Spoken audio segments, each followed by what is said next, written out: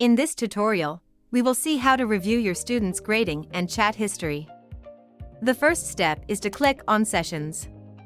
You will see all the sessions that have been created, the number of students who interacted with chatbots, and finally the status of the sessions. There are two session statuses: active, meaning you can continue to share the link with your students, and ended, meaning the session is closed. Now, let's look at the work done by the students. For this, click on the session that interests you. Here, you will see the student's identification and the grade suggested by the AI based on your rubrics and learning objectives.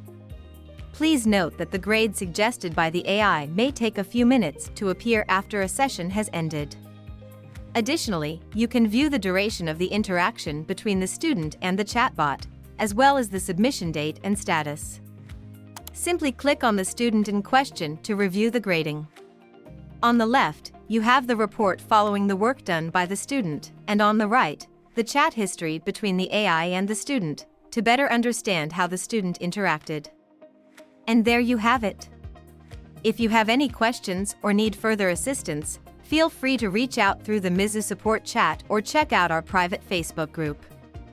We're here to support you every step of the way.